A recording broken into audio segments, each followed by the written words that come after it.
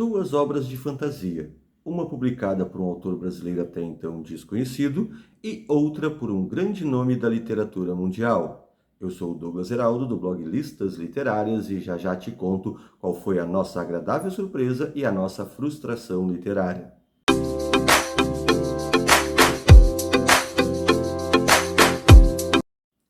Olá, leitores e leitoras, eu sou o Douglas Heraldo, do blog Listas Literárias, aquele blog com as listas mais criativas e originais da internet brasileira. Esse aqui é o nosso espaço no YouTube, onde a gente amplia a nossa produção de conteúdo literário com reflexões, análises, dicas e discussões acerca da nossa literatura. Então eu tenho certeza que vale aquele teu joinha aí para nos incentivar a continuar produzindo conteúdo, e também se inscreva aqui no canal, que no decorrer do ano teremos muitas novidades.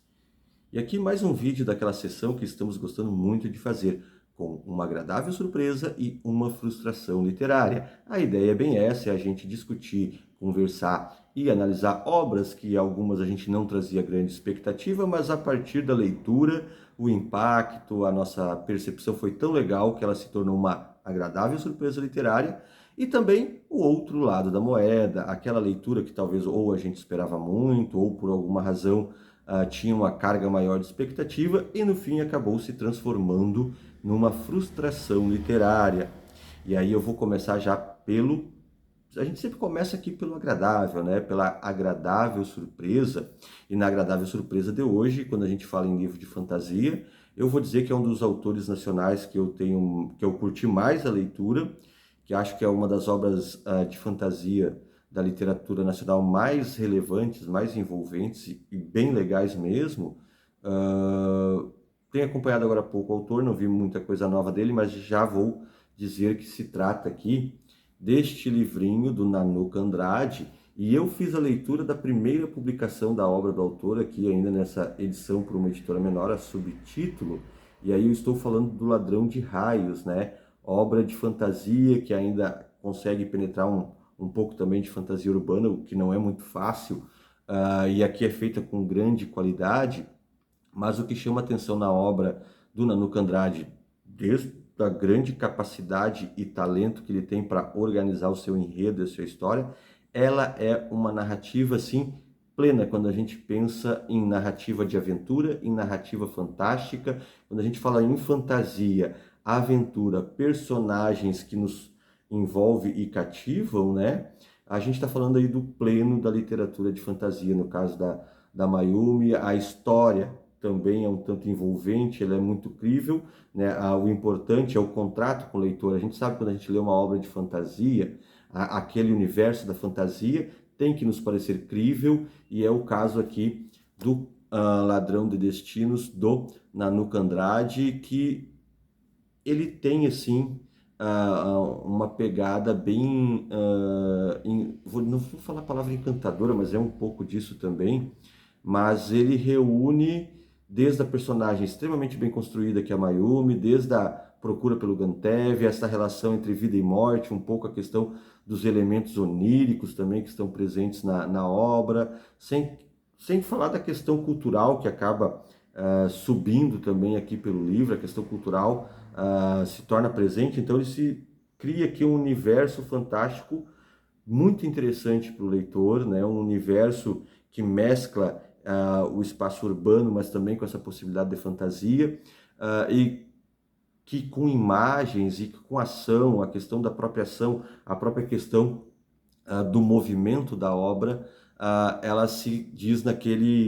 no melhor exemplo do gênero quando a gente fala em aventura e fantasia. É uma obra que me marcou muito enquanto leitor, tanto que alguns anos atrás eu fui convidado para escrever um artigo, uma pequena resenha na revista Bang, lá de Portugal, especializada em literatura fantástica, e escolhi aqui falar um pouco sobre O Ladrão de Destinos, a obra que começou então pela Subtítulo e depois veio a ser publicada pela editora Novo Conceito, né, uma editora maior, quando a Novo Conceito abriu espaço para a literatura brasileira e para a fantasia brasileira também, O Ladrão de Destinos acabou sendo publicado lá pela Novo Conceito. A Novo Conceito passou por alguns problemas, né, e a editora meio que se retraiu aí, talvez tenha sido ruim, no caso por Nanuka, que eu tenho certeza, eu sempre tenho dito, e tem várias listas aqui no blog, né? E aliás, lembrando, os livros comentados estão sempre lá na nossa descrição do canal, né? Na descrição do vídeo a gente sempre coloca o material, as resenhas no listas literárias, enfim, tudo relativo à obra que a gente comenta aqui. Mas este é um livro que eu digo que tem a necessidade de estar sendo publicado por uma casa grande, por uma casa editorial grande, porque o potencial dele é enorme, assim, é uma obra de grande qualidade, certamente, aí, Ladrão de Destinos. Eu tenho certeza, para quem curte fantasia, e para quem curte fantasia e é muito exigente com as obras de fantasia, o Ladrão de Destino está aí num ponto de destaque da sua prateleira. E falando em editora Novo Conceito, a nossa frustração literária está relacionada também a uma publicação da editora Novo Conceito, da qual o marketing foi bem forte e o nome que assina a obra também é extremamente conhecido, e talvez isso também possa ser um problema, né? Porque fica tanto perceptível para o leitor esta busca pela utilização do name rights, né? Da questão do autor, ali de provavelmente eu uso apenas do nome para chamar, já que a gente está falando de James Patterson, que em muitos momentos foi o autor mais rico do mundo, que mais vendeu obras, e que a literatura original aí é dos thrillers, dos romances de suspense e policiais, mas aqui o James Patterson, com vários outros autores na sequência de uma série de literatura de fantasia, acabou assinando junto com esses autores uma obra que era para reunir bruxos e bruxas, né? Mas aí a gente vê bruxos e bruxas, a gente tem o Harry Potter, a gente tem tantos outros, já com a sua identidade constituída. E aí o grande problema, além desse fato que ao leitor acaba passando a ideia que o James Patterson acaba apenas assinando para dar o seu nome de peso e o seu nome que faz blim-blim, né? Que faz dinheiro aí com a literatura, mas a obra em si acaba sendo fraca, personagens muito superficiais, uma narrativa que não se ata de uma maneira esperada, a ideia não evolui, muito pobre, essa é a verdade. A narrativa construída em Bruxos e Bruxas, ela traz uma enormidade de clichês, uma enormidade de repetições que a gente já viu de melhor jeito em outras obras, né? E aí, a despeito da bela publicação até no sentido do Novo Conceito, que ela tem aqui um outro exemplar, tem 4 obras. Pra vocês terem uma ideia assim da frustração literária, das 4 obras do volume, eu consegui ficar apenas na primeira e não mais, mas são belos exemplares aqui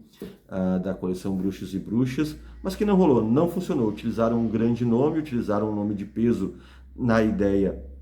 do dinheiro que o James Patterson faz com a literatura,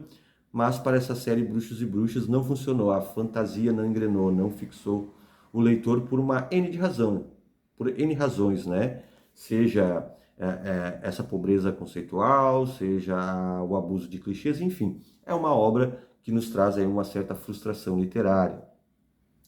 Então é isso aí, galera, espero que vocês tenham gostado do vídeo de hoje com a nossa série Frustrações e Agradáveis Surpresas na Literatura. Lembrando que o material dos livros estão aqui embaixo na nossa descrição. E comente aí se você já conhecia, se você já leu ou pretende ler alguma dessas obras comentadas aqui. E também se você discorda da nossa opinião, se acha que é o inverso, enfim. Deixe aí nos seus comentários que a gente vai estar, dentro do possível, compartilhando e também trocando essa ideia por meio dos comentários aqui no nosso vídeo. E também não se esqueça aí, se você curtiu e acha que vale a pena, dê o seu joinha, curta e compartilhe o nosso vídeo e, lembrando, se inscreva aí no canal e continue nos apoiando aí a produzir conteúdo literário para a internet brasileira. Um grande abraço e até a próxima!